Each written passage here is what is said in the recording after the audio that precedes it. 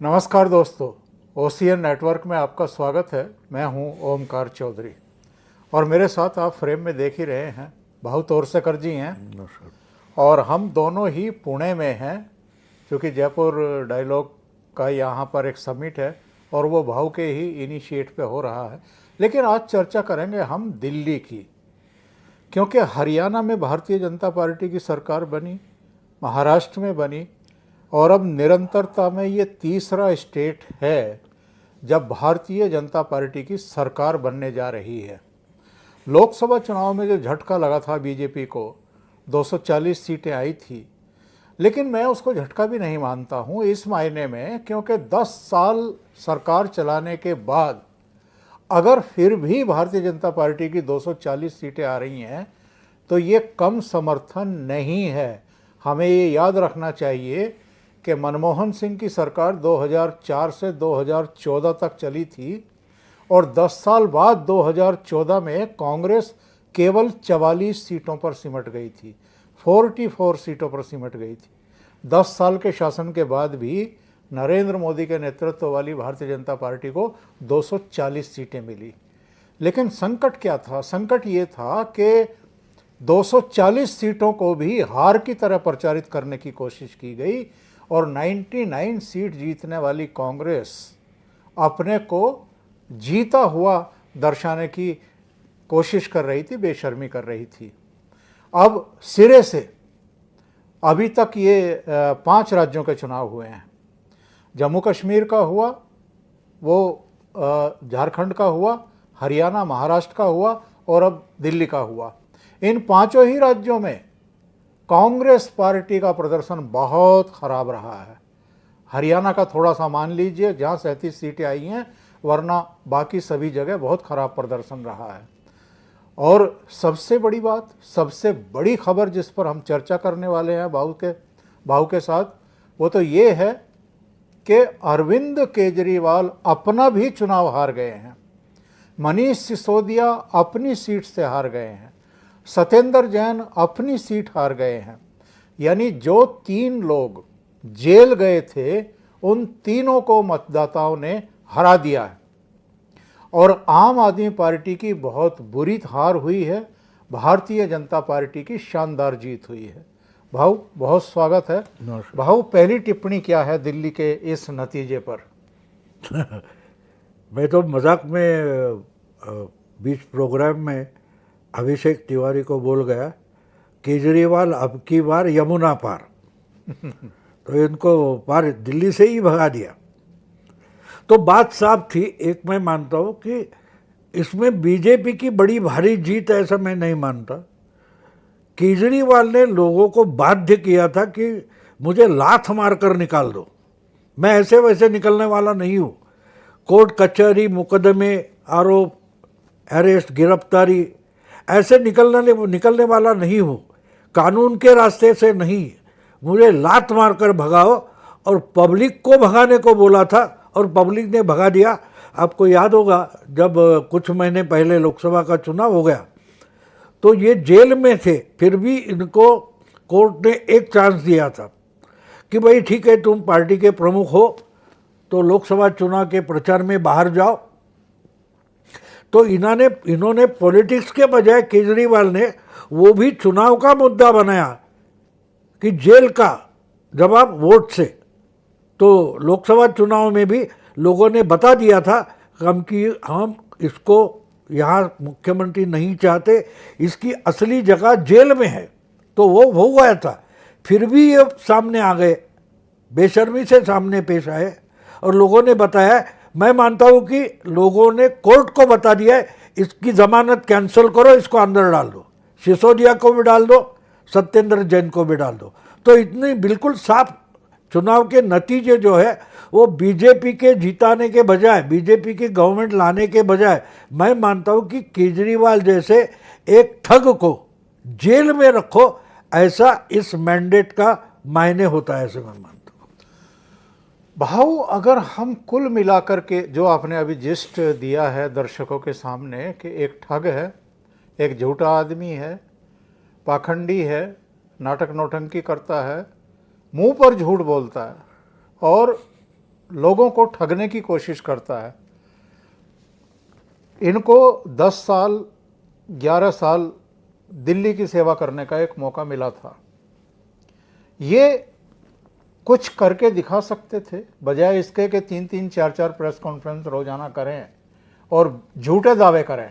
विश्व स्तर के स्कूल बना दिए हैं, हाँ, शिक्षा की क्रांति ला दी है और मोहल्ला क्लिनिक विश्व स्तरीय बना दिए हैं।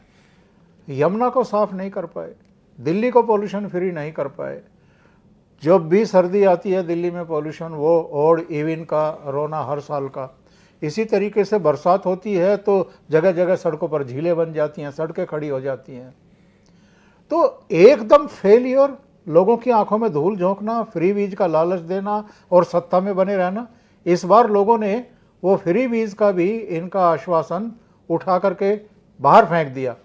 ग्रंथियों को भी ये कह रहे थे कि मैं 18,000 दूंगा, पुजारियों को भी दूंगा, महिलाओं को हर महीने 2100 रुपया दूंगा। यानी कोई इनकी बातों में नहीं आया, इनको ही हरा दिया। नहीं, बिल्कुल हरा दिया, क्योंकि देखो एक बात 10 साल गए मैं मानता हूँ, लेकिन लोगों के समझ में आ गई कि हमारे पुराणों में, मैंने आपसे ही इसके पहले एक बार हमारे पॉडकास्ट में मैंने बोला था कि ये मायावी राक्षस है। देखो, सीता माई भी सुवर्ण मृग की लुभावने रूप में भूल भुलैया में फंस गई थी। वो तो साक्षात देवी माता थी सीता मैया। भगवान राम भी उसकी शिकार करने निकले थे। तो हम तो आम इंसान हैं, हम भी फंसेंगे। दिल्ली का आम इंसान जो मतदाता है वो भी भूल सकता है, गड़बड़ कर सकता है, लुभावने आश्वासन में फंस सकता है। तो मैंने आपको बोल दिया था ये मायावी राक्षस है। वो कुछ 6-7-8 महीने 1-1.5 साल पहले की बात होगी शायद, लेकिन मैंने मायावी राक्षस का शब्द इस्तेमाल किया था। तो ये जो होता है वो कभी ना कभी तो सामने आता है ना। जब सीता माई का अपहरण हो गया लक्ष्मण रेखा पार करने के बाद, तो मायावी राक्षस का असली चेहरा सामने आ गया था। तो मायावी राक्षस लुभावना होता है लेकिन ठग होता है, समझने में देर लगती है। और भगवान को अगर समझने में देर लगती है तो हम तो आम इंसान है। दिल्ली का नागरिक जो है वो आम इंसान है, उसमें फंस गया, कोई बात नहीं। लेकिन जब समझ में आता है तो शिकार हो जाती है। क्योंकि इसके साथ आपको मैंने रावण की जो कहानी बोली है तो वो समझना जरूरी है कि वहाँ से लेकर कहाँ तक पहुँचे, लंका दहन हो गया।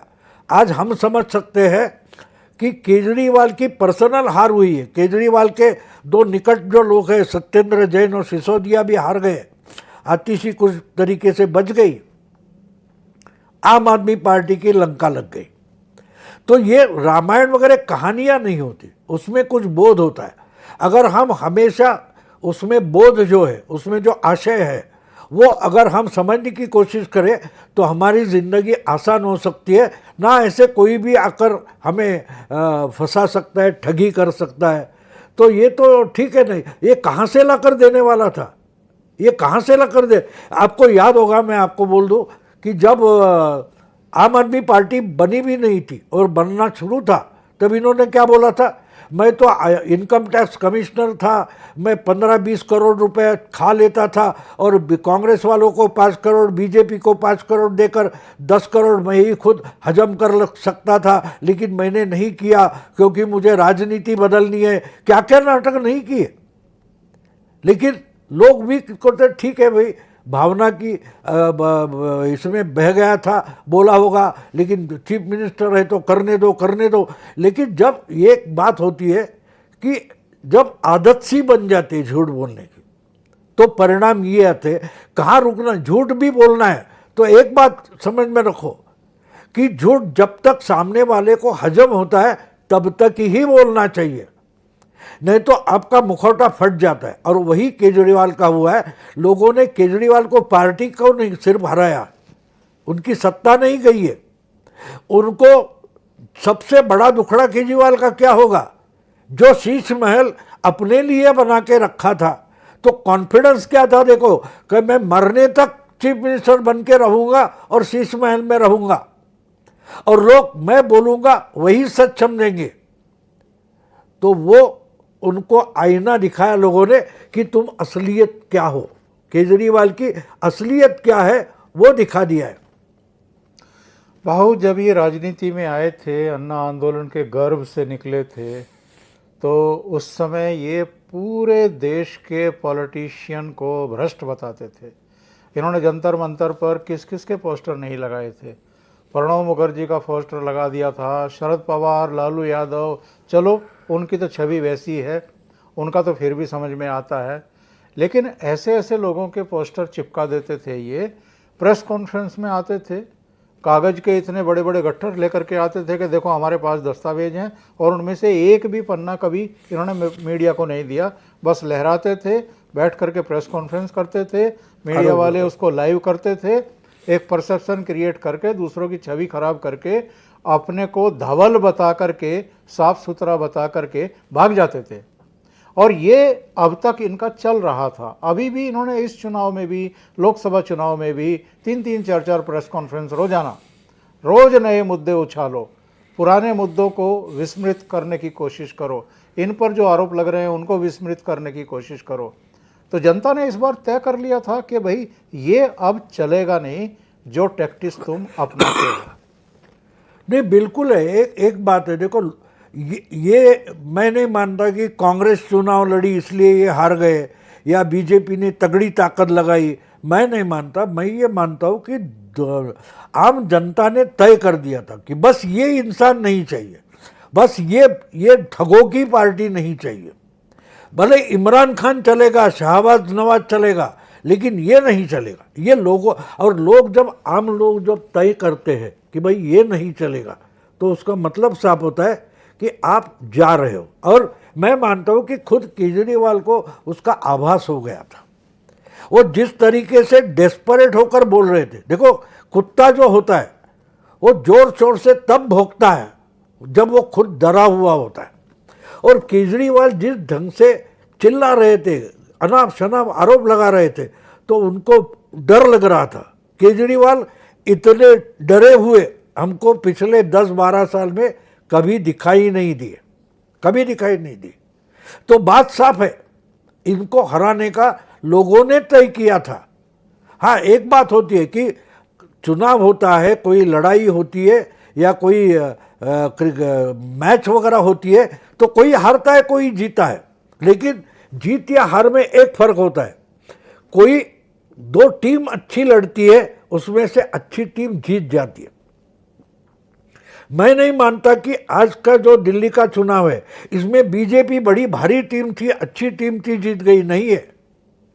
सामने वाली टीम इतनी खराब थी कि उसको हारना ही था, हराना ही था, ये बिल्कुल तय था।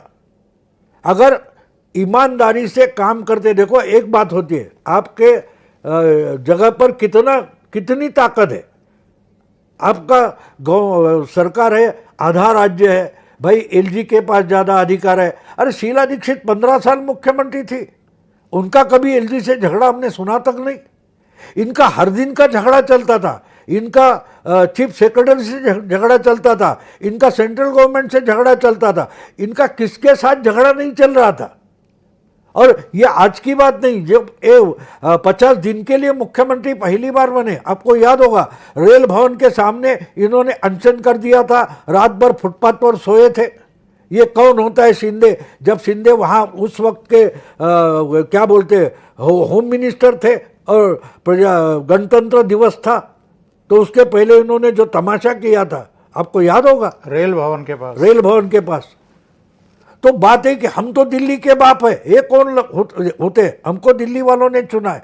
असल में दिल्ली वालों ने इनको चुना नहीं था, सुशील कुमार शिंदे की जो पार्टी है कांग्रेस, उसको भी चुना था और उनके सपोर्ट से ये मुख्यमंत्री बने थे, ना कि इनको मुख्यमंत्री लोगों ने चुना था। फिर भी उनका अहंकार देखो तो समझ में आता है, ये मानो एक कुरूक आदमी था, ठग आदमी था, विकृत आदमी था, जिसके एक बहकाव में लोग आ गए थे। और लोग होते कि हम कहीं बोल देते हैं, कोई ऐड आते तो लोग ये कुछ फ्री मिलने वाला है, लोग दौड़ जाते हैं। लेकिन आहिस्ते आहिस्ते लोगों के समझ में आता है कि ये हमको ही चीट कर रहा है, वो हमको ही फंसा रहा है, कि दे रहा है तो ठीक है, तो फ्री में दे रहा है, तो फ्री आता कहाँ से है, इसका दिमाग ठिकाने आ जाता है लोगों का। तो लोग आहिस्ते आहिस्ते समझ में आते हैं कि ये हमारा ही चोरी करके हमारा दूध लेता है, उसमें से मलाई निकालता है और देता है, आपको छाछ फ्री दे रहा हूँ। तो ये लोगों के दिमाग में आ गया। वहाँ से केजरीवाल की हार शुरू हो गई थी, शुरू हो गई थी। शराब ने इनकी हालत खराब कर दी। और भाऊ कुछ दिन पहले जब इन्होंने देखा कि दिल्ली में तो भारतीय जनता पार्टी आ रही है और धमाके के साथ आ रही है, बहुत बड़ा झूठ बोला कि यमुना में जहर मिला रहे हैं। मतलब जो कभी पूरे इतिहास में नहीं हुआ, दुश्मन देशों में भी ऐसा कोई फौज नहीं करती है, वो ऐसा गंदा आरोप लगाना कि साहब यमुना में जहर मिला दिया है। और अभी जब परिणाम आने वाले थे तब कहा कि साहब मेरे 16 संभावित एमएलए को 15-15 करोड़ रुपए का लालच दिया जा रहा है। जब एसीबी पहुंच गई, टीम पहुंच गई कि भाई उन 15-16 लोगों के नाम दो, उनके मोबाइल फ़ोन दो कि किस समय उनके पास फ़ोन आए हैं, किसने फ़ोन किए हैं, किस टाइम फ़ोन किए हैं, क्या कहा है, वो सब बताओ, तो उनको बताने को तैयार नहीं। मतलब खड़े खड़े आप झूठ बोलोगे। नहीं, झूठ, वो जो राहत इंदौरी की शेर शायरी है ना कि झूठों ने झूठों से कहा कि सच बोलो, वो जो शेर शायरी है वो बिल्कुल मुझे याद आती है। शायद ऐसी कोई पार्टी बनने वाली है, ये सोचकर राहत इंदौरी ने 25-50 साल पहले ये शायरी बनाई होगी कि झूठों ने झूठों से कहा। यानी केजरीवाल के वॉलंटियर सामने बैठेंगे और केजरीवाल बोलेंगे हम सबसे कट्टर ईमानदार है, तो झूठों ने झूठे से कहा सच बोलो। दरवाजे के, बंद दरवाजे के पीछे झूठ की मंडी लगी है और दरवाजे पे लिखा है कि सच बोलो। बिल्कुल जो वर्णन उस शेर व शायरी में है उसी तर्ज पर, शायद उसी से प्रेरणा लेकर इन्होंने अपनी पार्टी बनाई थी। झूठ, हर वक्त झूठ बोलते थे, हर वक्त। क्या सच बोला है आज तक, क्या सच बोला है?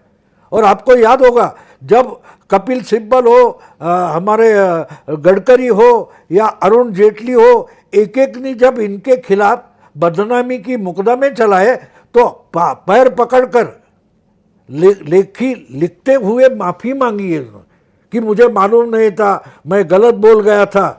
तो ऐसे इंसान को एक दिन जनता पूछती है कि भैया आज सच बोल रहे हो, उसका सबूत दो और बाद में वोट देंगे। तो यही हुआ है दिल्ली में, जो कुछ हुआ है वो बिल्कुल साफ हुआ है, बिल्कुल साफ हुआ है। और ये इसकी सुगबुगाहट लोकसभा चुनाव में आई थी। अगर पूरे देश में बीजेपी के अगर 63 जगह कम हो गई, उसमें से एक भी दिल्ली की नहीं थी। दिल्ली में कांग्रेस के साथ हाथ मिलाकर दोनों पार्टियां इकट्ठा होकर बीजेपी के खिलाफ बोल रही थी, फिर भी लोगों ने, दिल्ली के लोगों ने 50% से ज़्यादा 53% बीजेपी को वोट दिया था, मोदी को दिया था। तो वो मैं मानता हूं कि मोदी को भी नहीं दिया था, केजरीवाल के खिलाफ दिया था। शायद कांग्रेस अकेली लड़ती तो लोकसभा में एक सीट जीत भी जाती, लेकिन कांग्रेस भी झूठे के साथ खड़ी हो गई, इसलिए लोकसभा की दिल्ली में एक भी सीट जीत नहीं पाई। तो दिल्ली में लोगों ने उस समय से बोल दिया था हमको इसको हराना है, हमको केजरीवाल नहीं चाहिए। ये झूठों का बड़ा सरताज है, सरदार भी नहीं, सरताज है। इतना झूठा इस देश में आज तक कोई पैदा नहीं हुआ। तो झूठ तो बोलेगा, जहर मिलाया है, कुछ भी बोलेगा, उससे क्या मतलब है, उसका कोई लॉजिक है नहीं, और शुरू से बोलता है। लेकिन और एक बात मुझे बोलना जरूरी है कि केजरीवाल, ये मैं पहले से मानता था कि ये मीडिया क्रिएशन है। ये इन्होंने, अब देखो स्वाति मालीवाल, मैं आज फिर से बोलूंगा, स्वाति मालीवाल इस मैच की मैन ऑफ द मैच है, क्योंकि स्वाति मालीवाल पिछले 2-4 महीने से जो कुछ वीडियो निकालकर दिल्ली के गली मोहल्ले में जाकर जो वीडियो बना रही थी, दिखा रही थी, वो दिल्ली का मेनस्ट्रीम मीडिया दिखा नहीं रहा था, क्योंकि वो अपना जो लाल है केजरीवाल, ये मीडिया का लाल था, ना दिल्ली का लाल था, ना हरियाणा का लाल था। ये मीडिया का लाल था। तो आज अकेला केजरीवाल हारा नहीं है, ये लिटियन दिल्ली की हार है, ये दिल्ली की नेशनल मीडिया की हार है, क्योंकि ये केजरीवाल की सच्चाई नहीं दिखा रहे थे। स्वाति मालीवाल जो उसकी ही पार्टी की राज्यसभा सांसद है वो दिखा रही थी, लेकिन ये छुपा रहे थे। तो दिखा दिया कि अगर तुम सच नहीं दिखाओगे तो केजरीवाल के साथ तुम भी डूब जाओगे, ये बात है। और दूसरी बात है कि ये तो हिंदुत्व की लड़ाई है। मैं तो लोकसभा के बाद रिपीटेडली बोल रहा था कि हिंदू को पछतावा है और इस पछतावे में ये होने वाला है। और एक बात है कि मैंने लोकसभा में बोला था लोकसभा चुनाव नहीं है, अश्वमेध है। तो अश्वमेध में घोड़ा रोकेगा, उससे लड़ाई होगी और उसका राज जीता जाएगा। ये पहला राज है अश्वमेध का, जो बीजेपी के पास मोदी के पास नहीं था और मोदी क्या घोड़ा रोकने की कोशिश कर रहा था अश्वमेध का, तो ये पहला राज जीत लिया है। उसके बाद बहुत सारे जो बिगर बीजेपी राज है वो जीते जाएंगे, क्योंकि ये घोड़ा रुकने वाला नहीं। मोदी और बीजेपी की जीत का ये अश्वमेध का घोड़ा है। भाऊ, दो कनेक्टेड सवाल हैं। इस चुनाव के संदेश और संकेत क्या हैं? नंबर 2, अब केजरीवाल का और आम आदमी पार्टी का क्या होने जा रहा है? अब पहली बात है कि ये संकेत साफ है कि जो लोकसभा में हुआ है वो गलती लोग क्लियर कर रहे हैं कि गलती हो गई। हम आलसी बैठ गए, हमने पूरी ताकत लगाकर ध्यान देकर सनातन की लड़ाई नहीं लड़ी। तो हमारा सेनापति अगर जर्जर हुआ है, जख्मी हुआ है, तो उसको मरहम पट्टी तो करनी पड़ेगी। तो ये सब वही हो रहा है। और दूसरा जो सवाल है आपका कि केजरीवाल उनकी पार्टी का क्या होगा, तो वो तो मीडिया क्रिएशन था। और ये राष्ट्रवादियों के खिलाफ खड़े होने वाले जो फोर्सेस है, जिन पर आरोप लगाए, लालू हो, मुलायम हो, जो पार्टियों के खिलाफ आरोप करते करते यहाँ तक पहुँचे थे। देखो, केजरीवाल कभी भी पार्टी बनाते वक्त बीजेपी के खिलाफ नहीं बोलते थे, वो सब पार्टी के खिलाफ बोलते थे। तो आपकी लड़ाई सिर्फ बीजेपी के खिलाफ कैसी हो गई? तो यही हम समझ पाते हैं कि ये लड़ाई आगे जाने वाली है और केजरीवाल की पार्टी मैं मानता हूँ कि खत्म होगी। देखो, कांग्रेस ने एक समझदारी की बात की।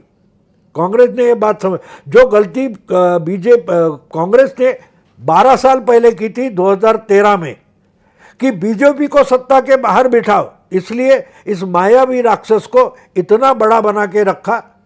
तो पहली बात, केजरीवाल को हराना जरूरी है अगर अपना वजूद कायम रखना है। ये दिमाग कांग्रेस का जो ठिकाने आया है, वहाँ से कांग्रेस रिवाइवल शुरू हो गया है।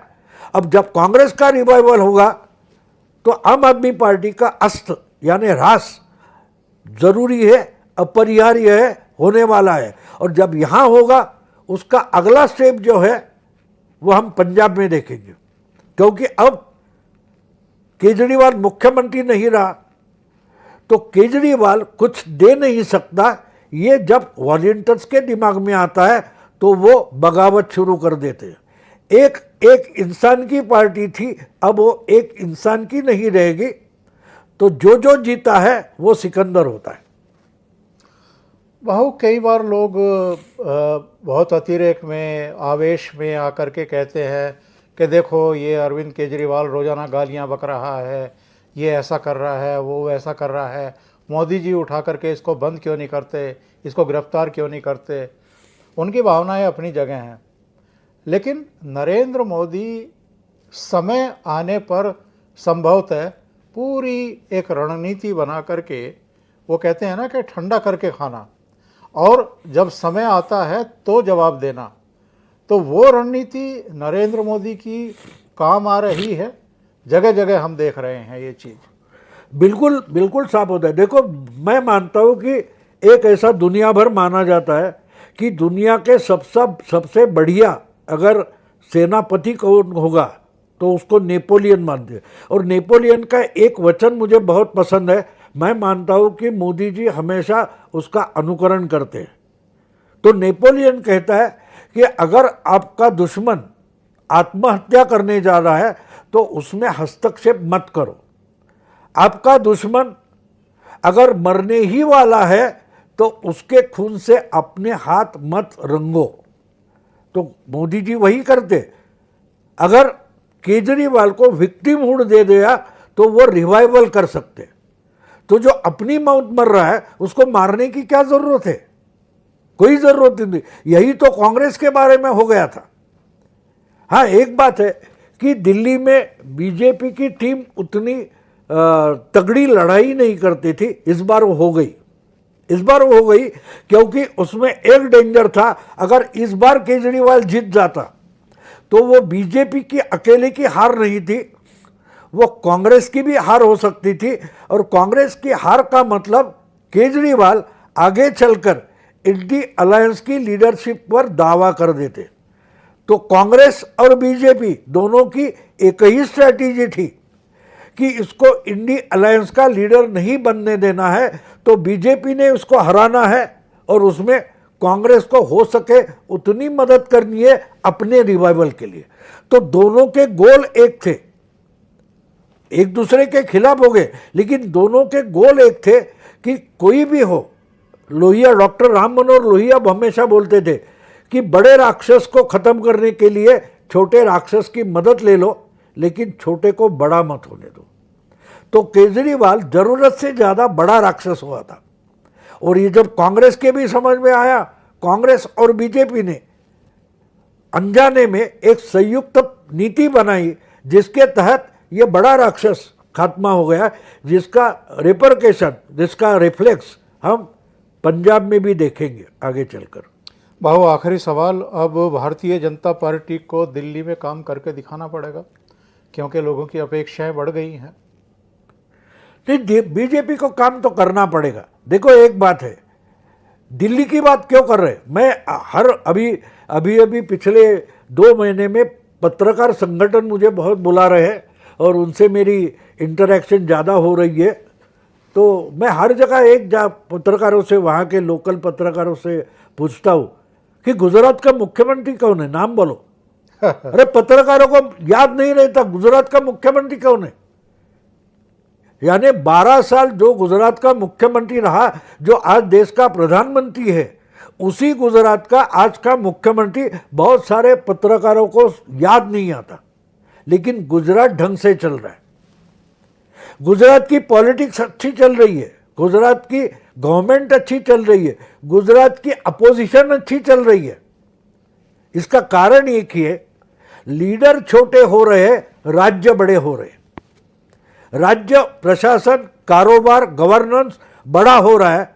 और मैं मतलब ही गवर्नेंस ऐसा मानने वाले जो लीडर पैदा हो रहे हैं, उनको खत्म करना, यही मोदी और शाह की भविष्य की नीति है। हम बीजेपी के अलग अलग राज्यों के चीफ मिनिस्टर देखें तो आपको पता चलेगा, यहाँ का बदला, वहाँ का बदला, और बिल्कुल नए चेहरे, बिल्कुल नए चेहरे। लेकिन वहाँ की गवर्नमेंट अच्छी चल रही है, अच्छा काम हो रहा है। नेता बड़ा नहीं, लोकतंत्र में लोग बड़े होते हैं, लोगों का हित बड़ा होता है, और लोगों का हित बड़ा करने वाला गवर्नमेंट ही गवर्नेंस होता है। फ्री रेवड़ी, कुछ लुभावने वादे करो, इससे गवर्नेंस नहीं होता। तो हम हरियाणा से लेकर, यूपी से लेकर मध्य प्रदेश, छत्तीसगढ़ वगैरह वगैरह देखें तो आपको पता चलेगा कि लोग बड़े हो रहे हैं, लोगों की एम्बिशन बड़ी हो रही है, नेता छोटे हो रहे हैं, और यही आगे चलकर हमारे देश का भविष्य होना चाहिए। भाऊ, बहुत बहुत धन्यवाद, आपने इतना समय निकाला और बहुत ही महत्वपूर्ण मुद्दे पर चर्चा की। Thank you so much. नमस्कार।